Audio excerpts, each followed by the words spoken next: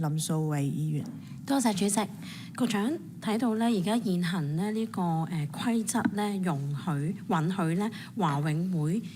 移走或者火化無人領取嘅一個嘅骸骨咁樣啦，但係咧修訂建議新增呢個處置權同埋咧方式咧係由華永會去自行決定，例如撒灰咁樣。但係如果家屬咧因為特殊嘅原因，例如係海外居留啦、經濟困難未及時處理咧，其實骨灰咧可能會被單方面處置嘅。所以我想問下咧，就係呢一度會唔會設立一個緩衝期嚇，或者咧有冇申訴嘅機制咧？第二咧就係文件提到啊，關於咧華永會個收費咧就自96年咧沿用至今，而建築嘅成本咧同埋運作嘅開支喺呢個期間咧不斷上升，呢個理解嘅。咁因此咧就申請加價。咁但係咧作為一間 NGO 咧，華永會而家係咪收支唔平衡咧？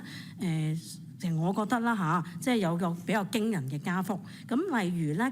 家族嘅安危咧，永久性嘅漲價係50%嘅。咁我想了解下華永會而家財政嘅儲備係點？嗱，如果目標係淨係達到收支平衡，咁可唔可以公開嗰個成本嘅核算？例如咧建築啊、維護啊、具體嘅分項等等咧，都係主席。多謝主席，多謝阿林議員嘅意見。關於嗰個具體嘅安排，即係話喺嗰啲骨灰嘅處置方面咧，我陣間請華永會嘅總監咧，阿麥珊咧去解釋嗰個詳細。因為其實而家都係點解要提出呢個修訂咧，就係因為喺處置上邊咧，希望可以更好咁樣、更有效率咁樣嚟協助到有關嘅一啲骨灰嘅持證人等等嘅。咁而嗰個關於嗰個華永會嘅財政狀況咧，具體一陣間可以請阿麥珊都補充。不過如果林議員同埋在座嘅各位議員都應該好清楚明白，其實華永會其實係作為一個嘅慈善團體，喺下低咧其實係有一個華永嘅基金。如果問係咪阿議員問係咪過去呢幾十年我哋都唔能夠收支平衡咧？簡單答係嘅，係嘅。因為事實上就係過去嗰30年啦，其實嗰個龕位個費用咧係冇調整到，而建築成本啦各樣咧都令到嗰個龕位再發展新嘅龕位嘅時候咧，嗰個費用咧係增加咗，個成本咧係增加咗。咁而過去咁你會問啦，一路都唔能夠收支平衡，咁點靠咩嚟即係營運咧？就係靠我哋嘅基金，一個慈善基金。而裏邊咧，但係喺大家都知道啲基金嘅收益係靠咩咧？就係靠住投資嘅收入。以往都仲可能好啲，咁但係呢幾年大家都知道嗰個經濟嘅週期嘅逆轉啦，同埋喺好多嘅國際嘅地緣政治因素等等，令到嗰個投資嘅收入唔係一個好穩定嘅一個收入。咁所以如果我哋真係要令到華永會可以繼續好似而家咁樣去提供一啲慈善嘅服務嘅話咧，我哋係需要有一個穩定嘅資源。如果唔係咧，就真係靠食老本咧，就華永會好快食完嘅。咁所以我哋咧係希望咧可以令到華永會咧係可以有一個穩定嘅收入嘅資源啦，等佢哋可以咧繼續去提供而家我哋提供緊嘅慈善服務。但係我想同議員講咧，我哋今次提出嚟嘅關於修訂華永墳場規則嘅建議咧，其實最主要係因為我哋要引入因應啦，食環署亦都提出咗一個可續期龕位嘅概念。大家知道應該其實喺19年開始咧，而家食環署提供嘅龕位咧都係可續期嘅龕位。咁所以我哋而家咧就係喺華永會下低咧，亦都係因應呢一個趨勢。主席可唔可以俾我有少少時間可以解釋？多謝。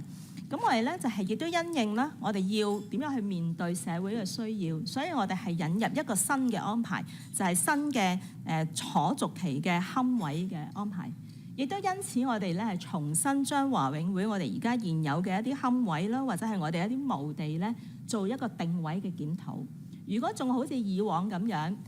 我哋嗰個定位可能同食環署嘅龕位或者佢哋提供嘅設施，大家都好模糊嘅，都唔好清楚嘅。我覺得呢個都唔係一個好負責任嘅做法。所以我哋好認真咁樣去審視到華永會而家我哋轄下嘅一啲龕位或者墓地嘅設施嘅定位咧，我哋就認為佢應該係介乎喺食環署嘅公眾墓地同埋咧喺私營經營嘅一個中間。當然我哋其實都係遠低於市場嗰個價格，咁先至係一個咧比較合理嘅定位。所以我哋今次咧去檢討咧嘅除咗我哋係引入我哋新嘅龕位嘅即係可續期嘅龕位嘅安排，同埋引入相關嘅新嘅收費嘅設施之外咧，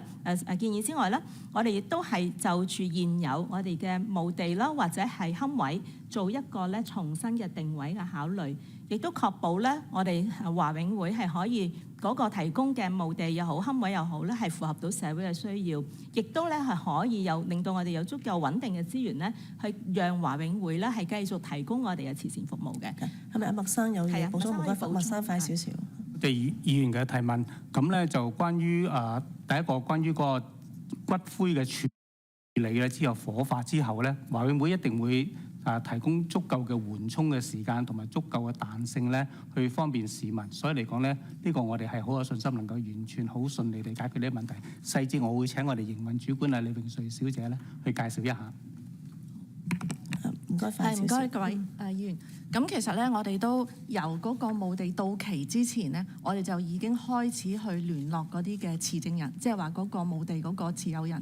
咁包括我哋會通過寄信啦，同埋我哋會喺嗰個墳頭去貼一啲通告，提醒佢個墓地就嚟到期，咁佢要續期或者係佢要幫個先人遷出嘅。咁到真係佢冇處理到咧，咁其實原本個法例要求咧就係話我哋要登報紙，我哋登一個中文報紙一個英文報紙，同埋我哋要刊憲。不過華永會喺呢一個之外咧，其實我哋亦都會通過，我哋會再